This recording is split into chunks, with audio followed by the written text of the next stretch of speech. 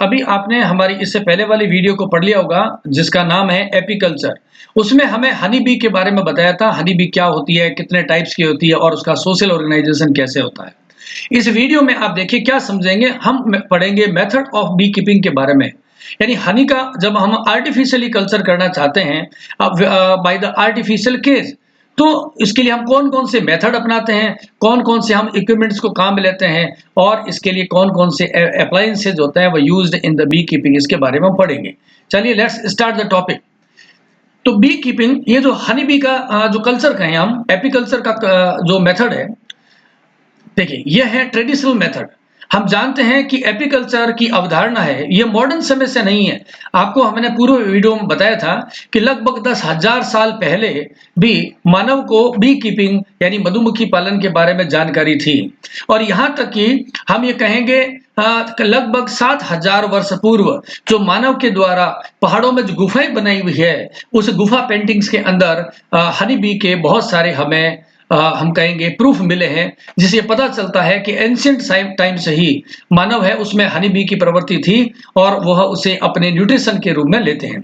तो यहाँ पर अपने पहले फर्स्ट मेथड का डिस्कशन करेंगे जिसे बोलते हैं traditional method of bee keeping. ये ट्रेडिशनल मेथड क्या है और इससे हम शहद कैसे प्राप्त करते हैं, उसी चीज को हम डिटेल में समझेंगे। The traditionally bee keeping has been practised for the centuries in the rural and the tribal area. It involved the simple techniques and the locally available material. Locally material available, इससे कैसे B keeping करेंगे।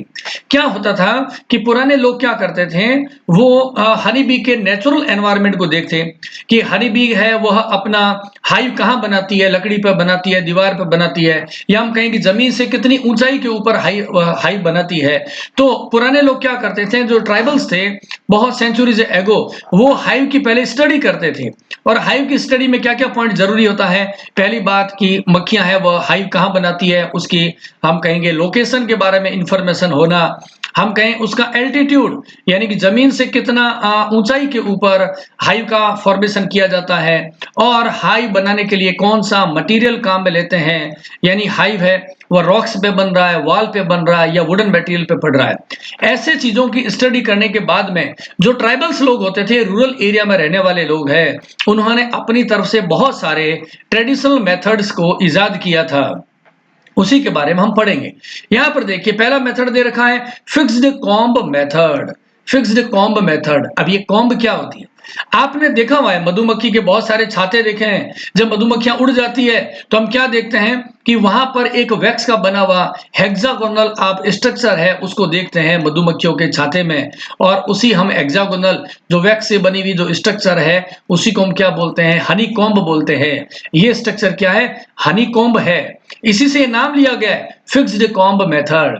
The bees are allowed to build their comb inside the natural and man made enclosures. इसका मतलब क्या है, मानव के द्वारा निर्मित किए गए जो मैन मेड एनक्लोजर यानी कि स्थान, यानी कि हम ये कहते हैं कि झोपड़ी हो गई, या हम कह देते हैं कि मिट्टी के बने हुए बर्तन हो गए, या किसी भी प्रकार की वो संरचना जो कि मानव के द्वारा बनाई गई थी, उसको इस प्रकार से मानव ने बनाया कि मधुमक्खियां उसकी तरफ आकर्षित हो रही है, और आकर्षित होकर के मधुमक्खियां उसमें अपना छाता बनाने लग जाती है।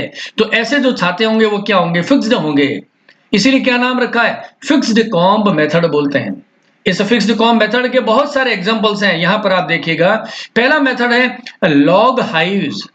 लॉग हाइव्स, ये लॉग हाइव्स कैसे होते हैं, यहां पर देखो, यहां पर देखिए ये पहला नंबर जो पिक्चर लगा रखी है अपने नंबर 1 जिसपे मैंने लिखा है, ये लकड़ी के बने हुए होलो खोखले शेल्टर होते हैं, लकड़ी के द्वारा बने हुए होलो शेल्टर है। यहां पर आप देखेंगे इस फिगर में, यहां पर लकड़ी का एक क्या है, सिलेंडर बना हुआ है, किसी बड़े पेड़ का तना है जो खोखला था, उसको हमने क्या किया, चार यहां पर ये स्टैंड के ऊपर इसको खड़ा कर दिया है, और इसके अंदर एक स्पेस बना दिया ताकि मक्खियां इसके अंदर एंट्री कर सके, और ऊपर से इसके क्या है, एक कैप बनी हुई होती है।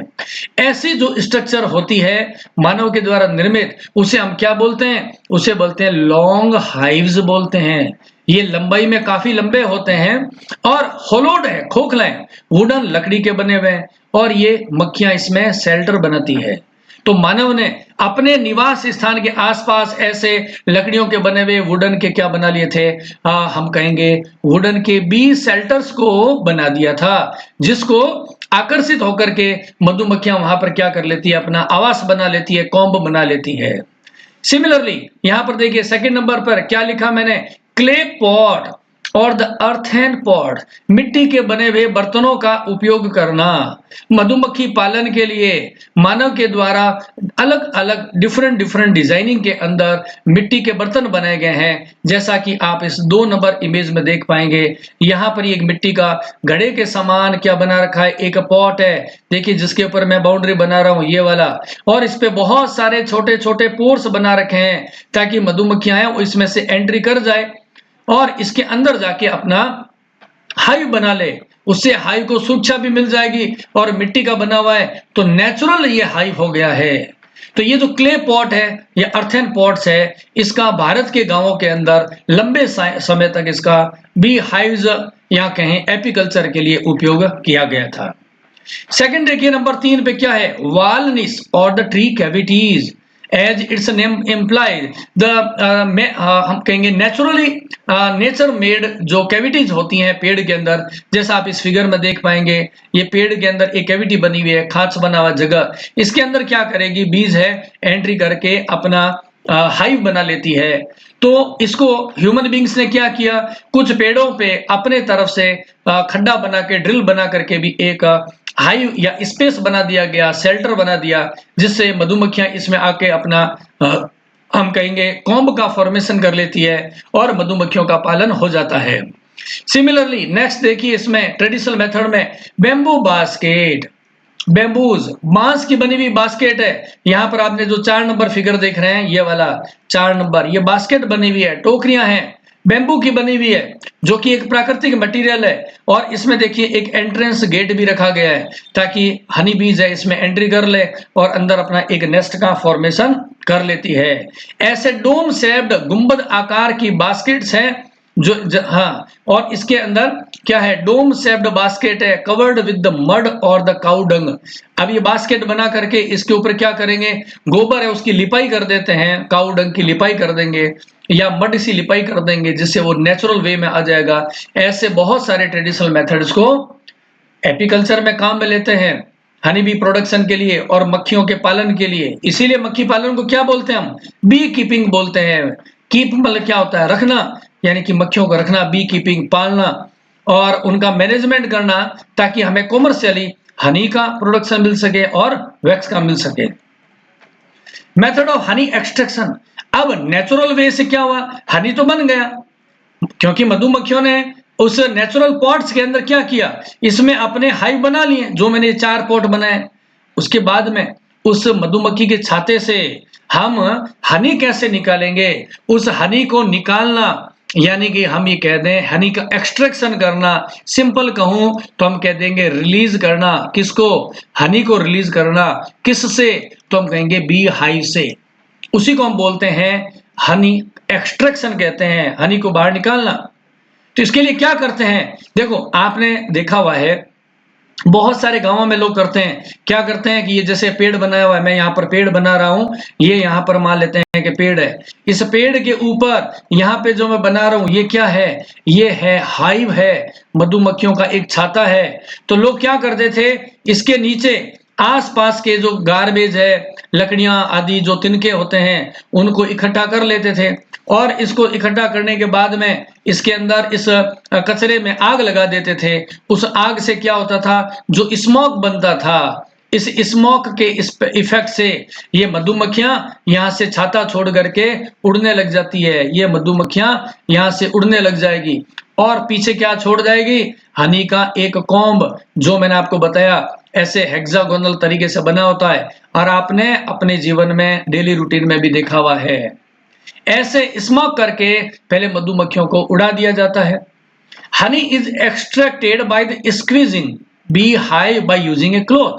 फिर क्या करते हैं, इसको रिमूव करने के लिए, हनी रिमूव करने के लिए क्या करेंगे, एक जैसे मान लेते हैं हम ये एक बड़ा सा कपड़ा ले लिया है, ऐसे एक बड़ा सा कपड़ा ले लिया है, क्लॉथ ले लिया है, इस क्लॉथ के ऊपर क्या करेंगे, हनी का जो छाता है हाइव उसको डाल देते हैं और हाई को लेने के बाद इसको क्या करेंगे, निचोड़ देंगे, एक्सट्रैक्शन कर देंगे।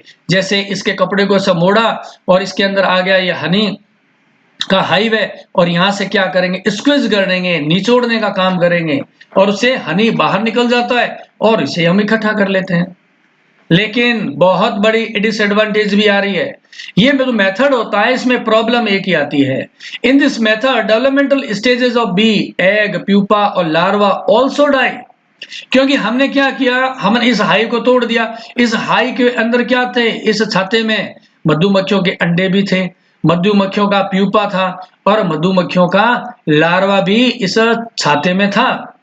और हमने क्या किया, हमने इस छाते को जब कपड़े में डाल करके कपड़े में हमने इसको कर दिया स्क्वीज, उससे क्या हुआ, ये जो डेवलपमेंटल स्टेजेस है वो डेड हो गई। अब ऐसे एनिमल का डेड हो जाएगा तो क्या होगा, हमें बार बार छाता लगाना, बार बार हाई को बनाना पड़ेगा। तो ये इसका एक साइड इफेक्ट आ जाता है।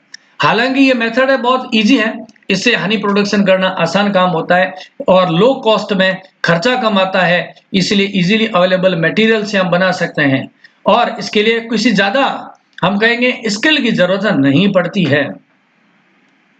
अब आप ये कहेंगे फिर इसमें एडवांटेज है, तो कुछ डिसएडवांटेजेस भी होंगे। इसके नुकसान क्या है, पहला तो मैंने बताया कि ऐसी कंडीशन में क्या होगा, इस हनी बी के एग्स, प्यूपा और लार्वा ये मर जाएंगे। The destruction of the brood और comb during the honey harvesting. इस छाते से जब हम हनी को निकालते हैं तो नतीजा क्या होता है, हनी कॉम्ब है वो डेड हो जाती है, वह टूट जाती है, ये नुकसान हो रहा है। और उसके बाद में क्या होगा, इसके अंदर हम ये कहेंगे lower Honey yield and poor colony management. Bar bar colony को बनाना पड़ेगा तो कॉलोनी का मैनेजमेंट प्रॉपर नहीं होगा और हनी का एक्सट्रैक्शन भी प्रॉपर नहीं हो पाएगा। और सबसे बड़ी प्रॉब्लम क्या है, difficult to control the pest and the disease. अगर मधुमक्खी के छाते में क्या होगा, ऐसे छाता बन जाए तो बहुत प्रकार की बीमारियां उनके फैलने के चांस हो जाते हैं, उन्हें डिजीज का कंट्रोल हम ऐसे नहीं कर सकते हैं। लेकिन इन सभी पुराने लोगों का जो एक्सपीरियंस था, उसी एक्सपीरियंस को काम में लेते हुए हमारे साइंटिस्ट ने क्या किया है, हमारे साइंटिस्ट ने कर दिया आर्टिफिशियल हाइव बना दिए, आर्टिफिशियल हाइव का फॉर्मेशन कर दिया। अभी आर्टिफिशियल हाइव क्या काम करेंगे, सबसे बड़ा एडवांटेज है इस आर्टिफिशियल हाइव का कि इसको बार बार बनाने की जरूरत नहीं है, क्योंकि हम बार बार तोड़ते नहीं है। जबकि ये जो मैन मेड मैंने आपको बताए, ये वाले जो हाइव बताए हैं ये चारों, इनमें क्या होगा, आप देखेंगे बास्केट को तोड़ेंगे तो हनी निकलेगा। सिमिलरली ये पॉट बना हुआ, इसको तोड़ेंगे तो हनी का एक्सट्रैक्शन होगा। लेकिन जब हम अब मॉडर्न जो बी हाइव्स आ रहे हैं उसमें हमें बार बार कॉम्ब को डैमेज नहीं करना और हम कहें बार बार हमें इसके ब्रूड को डैमेज नहीं करना और कंटामिनेशन नहीं होता है। तो ऐसे कौन से मॉडर्न टेक्निक्स है उसके बारे में हम देखेंगे। The modern bee keeping use the movable frames hives. ये मूवेबल फ्रेम और हाइव तो मैंने बता दिया, फ्रेम क्या है अभी इसी टॉपिक में आगे जाके आप समझेंगे। Designed for the efficient management and sustainable harvesting. Sustainable harvesting और प्रॉपर मैनेजमेंट को ध्यान में रखते हुए आधुनिक विधियों को बनाया गया है।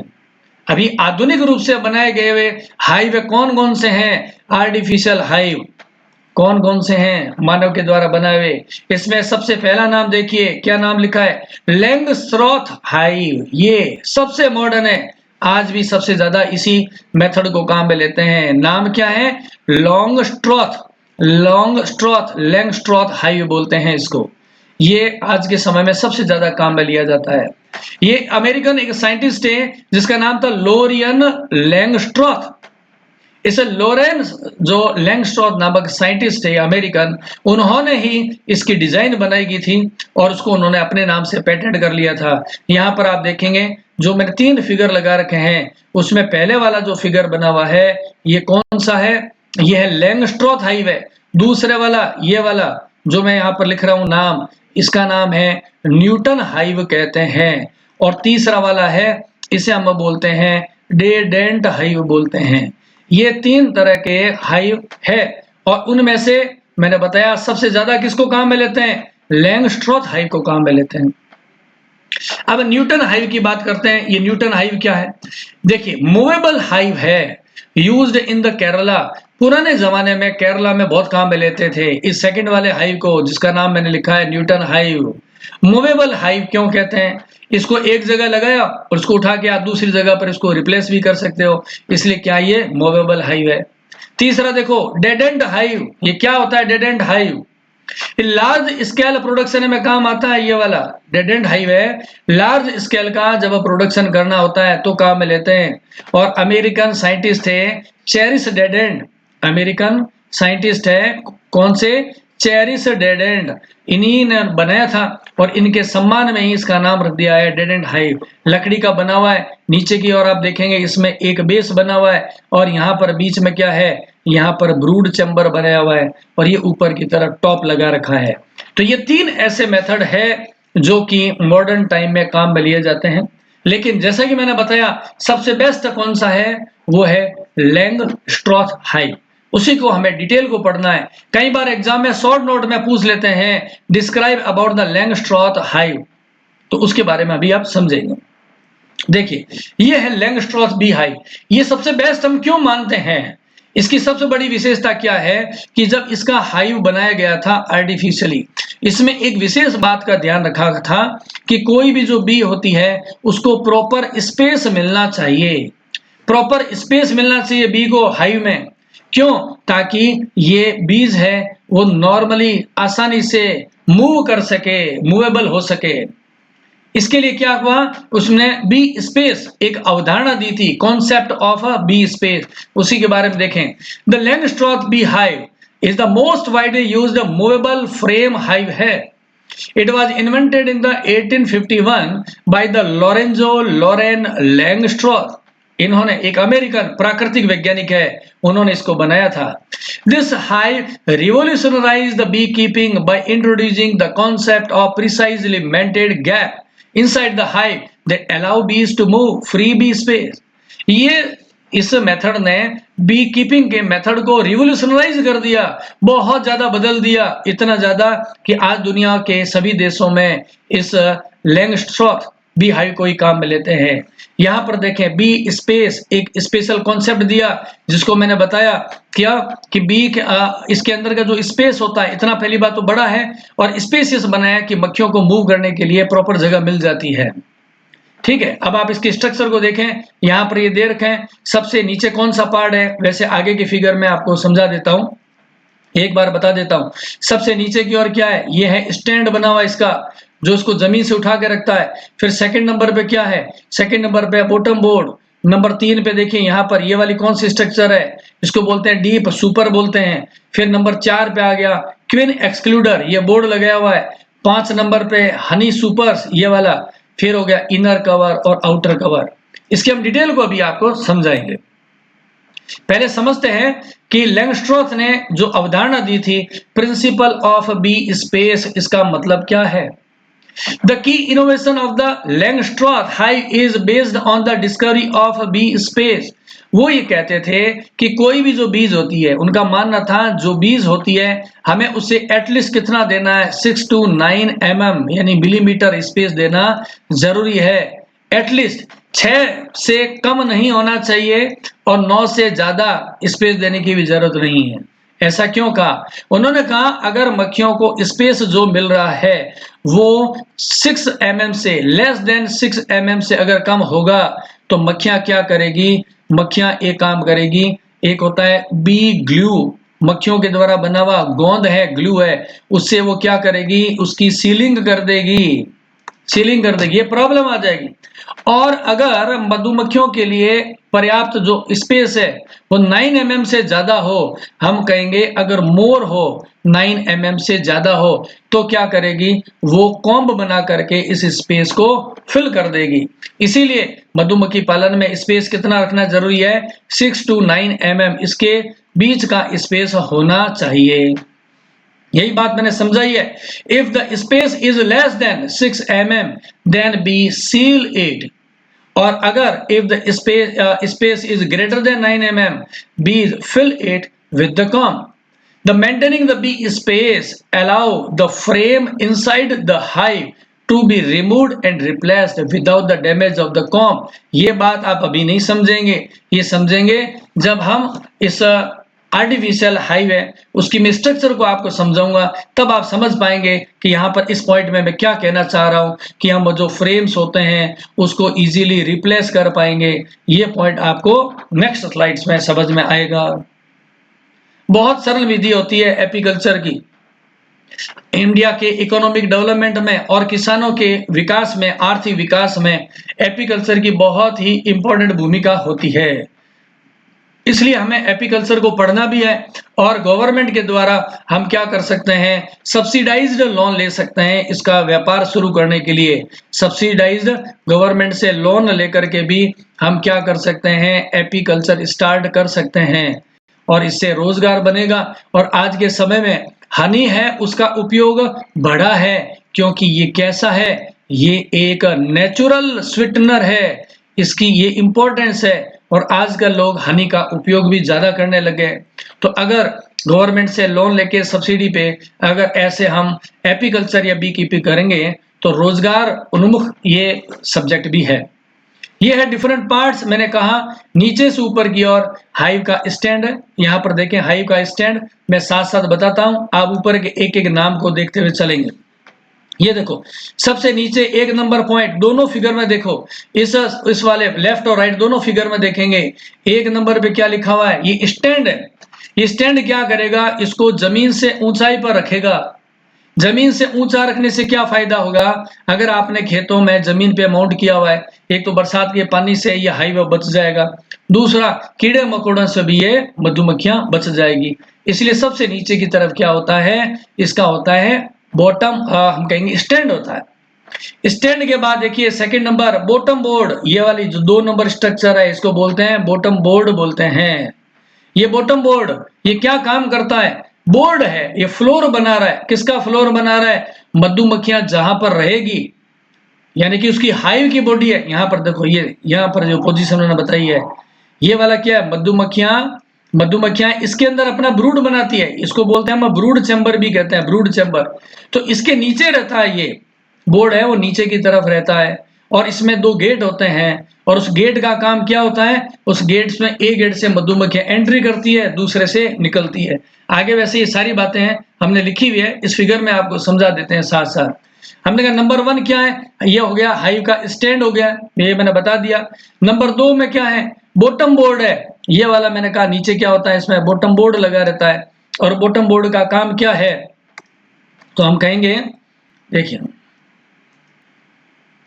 हम ये बॉटम बोर्ड का काम क्या है, the floor of the hive, ये इस मधुमक्खी के जो छाता है उसका फ्लोर बनाता है, जिसमें कितने डोर होते हैं, 2 डोर होते हैं। एक डोर से मधुमक्खियां एंट्री करेगी, दूसरे डोर से मधुमक्खियां बाहर निकलती है। और ये जो डोर है equipped with a landing platform, इसमें एक लैंडिंग प्लेटफॉर्म बना रखा है जिसको हम एलाइटिंग बोर्ड भी कहते हैं। इसी के एंट्रेंस वाली जगह पे एलाइटिंग बोर्ड लगा रहता है। ओके, नेक्स्ट नंबर 3 देखिए ब्रूड चैम्बर, इसको हम ब्रूड बॉक्स भी बोलते हैं। यहां पर देखेंगे आप फिगर के अंदर 3 नंबर, ये जो 3 नंबर पॉइंट बना रखा हमने, इसको क्या बोलते हैं हम, ब्रूड चैम्बर बोलते हैं। ये वाला ये है ब्रूड चैम्बर है। इस ब्रूड चैम्बर को इतना इंपॉर्टेंट हम क्यों मानते हैं, देखो the lower most large box है, सबसे बड़े आकार का। इसकी क्या विशेषता है, इसमें रानी मक्खी अंडे देती है और जब रानी मक्खी इसी में उसमें ब्रूड पाउच में क्या देती है, अंडे देती है और इन्हीं अंडों से इसी के अंदर क्या बनेंगे, लार्वा बनेंगे और लार्वा से क्या बनेगा, प्यूपा बनेगा। यानी हम ये कहें मधुमक्खी का जो कंप्लीट डेवलपमेंट है वो किसमें होता है, तो हम कहेंगे इस ब्रूड बॉक्स में होता है। वेरी इंपॉर्टेंट है क्योंकि रानी मक्खी यहीं पर निवास करती है। इसमें क्या होते हैं, हमने कहा कंटेंट मूवेबल फ्रेम्स होते हैं। ये फ्रेम्स क्या है, ये स्लाइड की तरह, जैसे देखो मैं आपको यहाँ पे एक बना देता हूँ फिगर, आप समझ पाएंगे क्या है। ये ब्रूड जो है ना चैम्बर, ये ऐसे बना हुआ है, एक लकड़ी का बॉक्स है ऐसे, यहाँ पर मैं बना देता हूँ, ये हो गया एक लकड़ी का बॉक्स बना हुआ होता है। अब इसके अंदर जैसे मान लो ये खाली डब्बा है, इसमें जैसे मान लेते मैं किताबें भर दूं, ऐसे बहुत सारी बुक्स भर दूं, है ना, जैसे बुक्स को डालते हैं, ऐसे क्या होगा, यहाँ पर कुछ फ्रेम्स बने हुए हैं, इस टाइप के फ्रेम बने हुए हैं, जैसे ये मैं बना रहा हूं, ऐसे फ्रेम्स बने हुए हैं। ये फ्रेम क्या है, ये कॉम्ब वाले फ्रेम है, कॉम्ब वाले फ्रेम है। ऐसे इन फ्रेम्स को अंदर डाल देते हैं, 1 बाई 1 बहुत सारे फ्रेम्स को इसके अंदर हम सेट कर देते हैं। यहाँ पे ये भरे रहते हैं, ओके। और इन फ्रेम के बीच में क्या होता है, प्रॉपर स्पेस रखा हुआ है। यहाँ पे ये जो फ्रेम होते हैं आपस में चिपके नहीं रहते हैं, इनके बीच में प्रॉपर स्पेस रखा हुआ है। वो स्पेस इसलिए है कि जब हम इसमें से जब इसको बाहर निकालेंगे तो इससे हनीकॉम्ब एक्सट्रैक्शन को आराम से कर सकते हैं।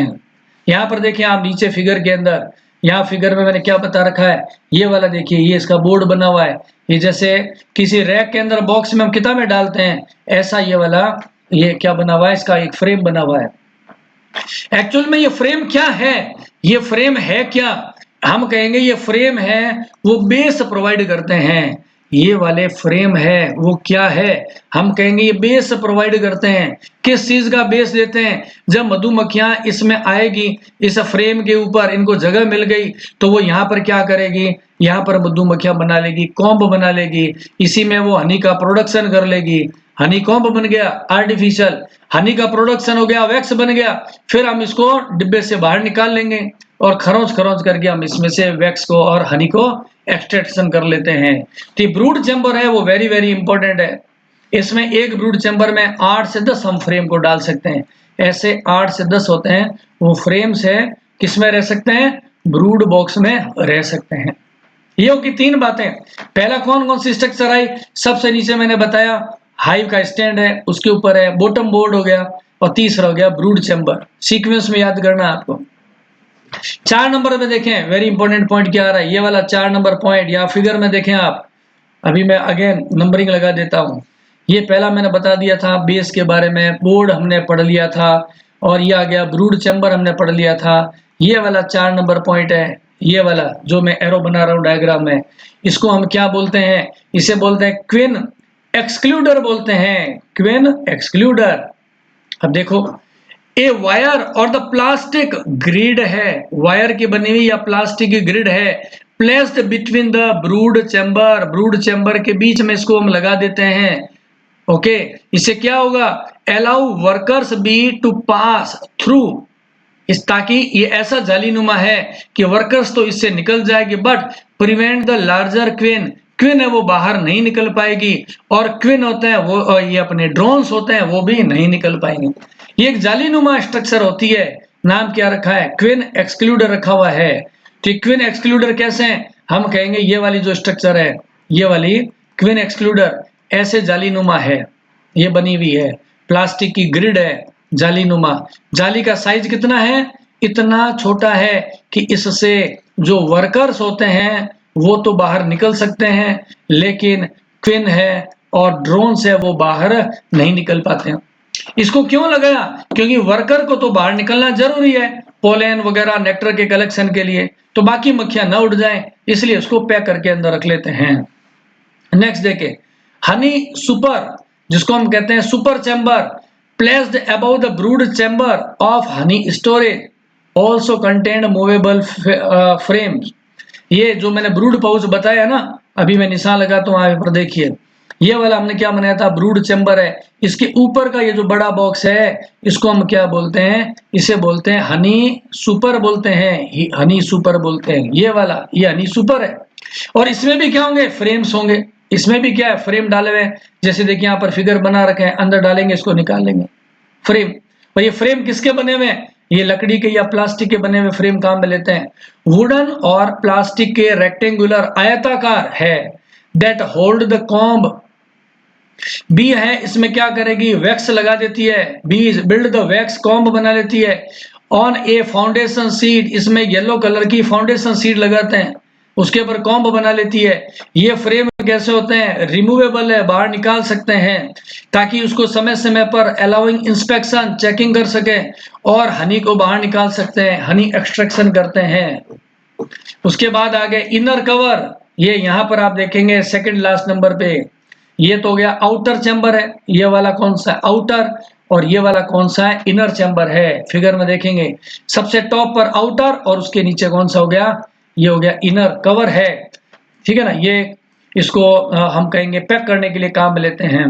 इनर कवर क्या है, फ्लैट है, board placed about the top most super, और the roof of the hive protected it from the rain, heat और wind, usually covered with the metal और द वाटरप्रूफ मटेरियल होता है, उससे ये पैक्ड रहते हैं। जैसा कि यहाँ पर आप देखेंगे इस फिगर में लेफ्ट के अंदर, लेफ्ट में आप देख रहे हैं यहाँ पर ये जो आउटर कवर होता है ये बरसात आदि से सुरक्षा प्रदान करता है।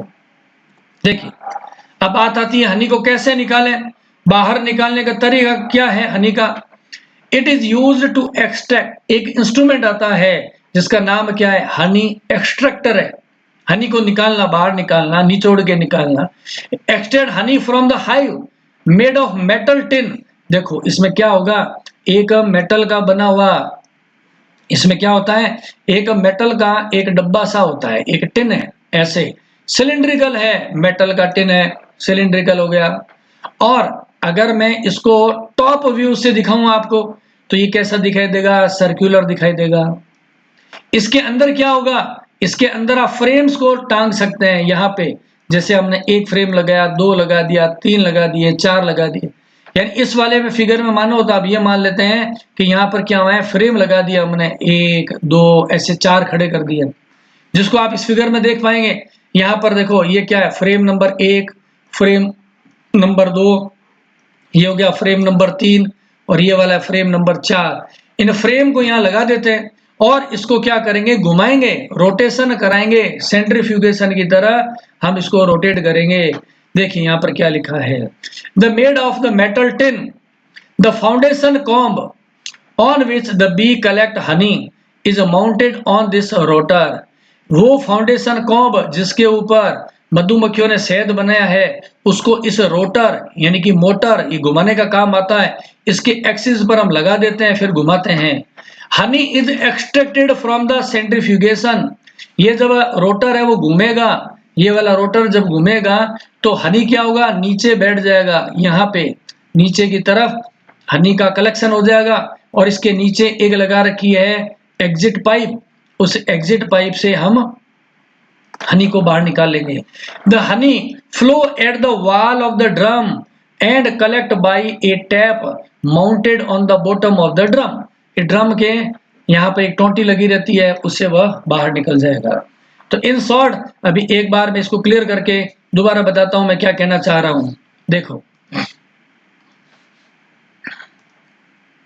हमने क्या बताया कि इसके अंदर क्या होगा, हनी एक्सट्रैक्टर में एक होगा, एक टिन होगा मेटल का बना हुआ, ड्रम के समान स्ट्रक्चर होती है यहाँ पे, और इसके अंदर प्लेट्स लगी रहती हैं। कौन सी, वो प्लेट्स, वो फ्रेम जिसके ऊपर मधुमक्खियों ने हनी को बनाया है, ऐसे प्लेट्स लगी रहती है, ये आगे प्लेट्स है। और इसके सेंटर में क्या होगा, इसके सेंटर में होता है एक एक्सिस होता है, यहाँ पे एक सेंटर में एक्सिस है जिससे इसको रोटेट करेंगे, सेंट्रीफ्यूज करेंगे। सेंट्रीफ्यूज करने से क्या होगा, यहाँ पे इसकी दीवार के सारे सारे नीचे हनी इकट्ठा होने लग जाएगा बॉटम में। और इसके बॉटम में क्या लगा रखी है हमने, बॉटम में लगा रखी है हमने एक टैप लगा रखी है, टोंटी लगा रखी है। इस टैप से हम क्या करेंगे, फिर हनी को बाहर की ओर निकाल लेते हैं। ऐसा होता है सिस्टम। ये देखो एक नाइफ और है, क्या काम आता है, honey is filled in the cell. शहद किस में रहता है, सेल्स में, हनी कॉम्ब के सेल में रहता है। आपको पता है हनी कॉम्ब होता है वो ऐसे हेक्सागोनल, आपने देखा हुआ है हनी कॉम्ब ऐसे। तो इसकी जो सेल्स होती है इसके अंदर रहता है हनी भरा रहता है, हनी इसके अंदर रहता है कॉम्ब की सेल में। The cells of the comb is covered with the wax। और ये क्या होगी, सेल्स होगी वैक्स से कवर्ड रहती है, ये पूरी कवर्ड रहती है वैक्स से, कवर्ड है वैक्स से। तो इस वैक्स को हटाने के लिए हम नाइफ काम में लेते हैं, ये नाइफ इस चीज में काम आता है। नेक्स्ट देखिए, बी व्हील, व्हील का मतलब होता है घूंघट। यहाँ पर देखो घूंघट का मतलब क्या हुआ, ऐसे अगर मधुमक्खी अगर पालन करेंगे, मधुमक्खियां निकालेंगे, चेहरे को काट लेगी। तो यहाँ पर देखिए इस लेफ्ट फोटो के अंदर ये व्यक्ति जो कि हनी को निकाल रहा है, इसने एक इंस्ट्रूमेंट पहन रखा है, इसी को कहते हैं व्हील बोलते हैं, व्हील को घूंघट बोलते हैं।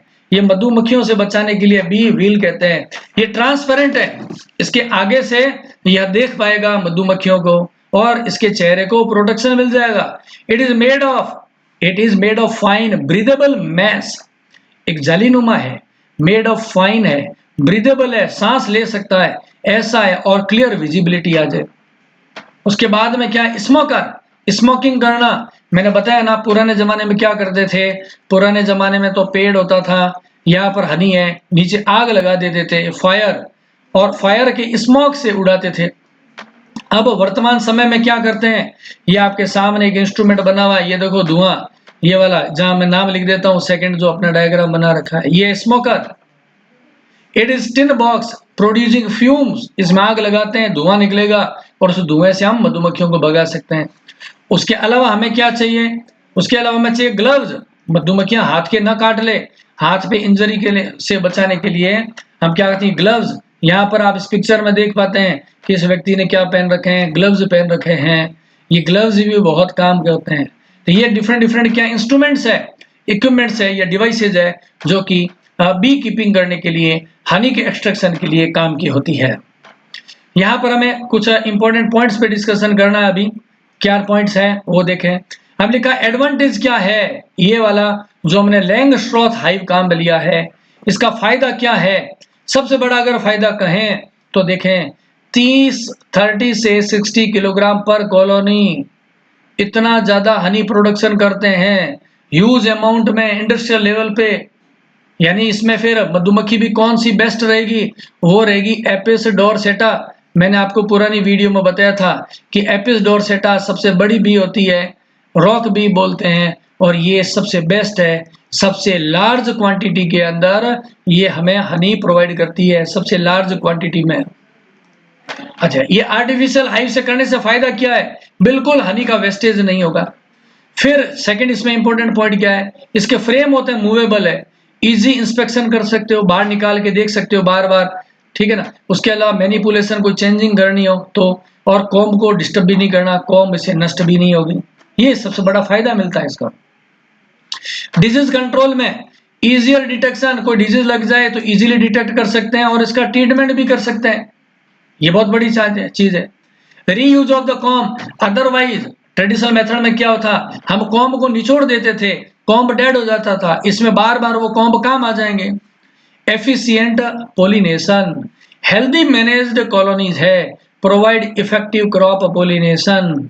इससे क्या फायदा होगा कि एक तरफ तो हमारे पास में आर्टिफिशियल हाइव बन गए, उससे इस हाइव में क्या होगा, बीज है वो अट्रैक्ट हो जाएगी, और बीज है उसको परमानेंट क्या मिल गया, परमानेंट मिल गया हैबिटाट। और उस हैबिटाट से फायदा क्या मिला कि ये जो मक्खियां होती है वो हमारी किस में हेल्प करेगी, पोलिनेशन में। तो इंटीग्रेटेड जो फार्मिंग की जाती है उसका फायदा ये होता है, इंटीग्रेटेड फार्मिंग का मतलब क्या हुआ कि आपको क्रॉप प्रोडक्शन करना है और साथ में एपीकल्चर भी करना है।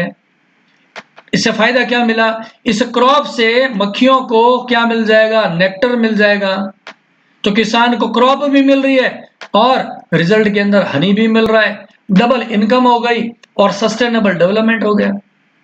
डिसएडवांटेज क्या है, हायर इनिशियल कॉस्ट, शुरुआत में ही एपीकल्चर ये एपियरी बनाते हैं, मधुमक्खी पालन वाला जो स्थान होता है उसको हम एपियरी बोलते हैं।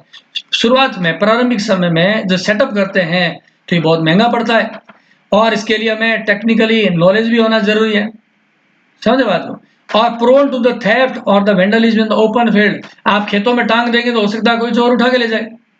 और वुडन पार्ट्स होते हैं वो मेंटेनेंस मांगते हैं, क्योंकि लकड़ी के बने हुए हैं, आप खेतों में रख देंगे दीमक लग जाएगी, तो उसको हमें बचा के भी रखना है, और दीमक से बचाने के लिए आप कोई केमिकल का स्प्रे करेंगे तो उसकी गंध से, उसकी स्मेल से मधुमक्खियां नहीं आएगी। तो ये इसका मेंटेनेंस की बातें हैं ओवरऑल, जिसको आपको समझना है। अब देखें यहाँ पर हमने क्या दिया, कंपैरिजन दे रखा है, किस किस का कंपैरिजन है, traditional method versus modern hive, Langstroth. इस टेबल को आपको पढ़ना है, एग्जाम में इसको लिखना है।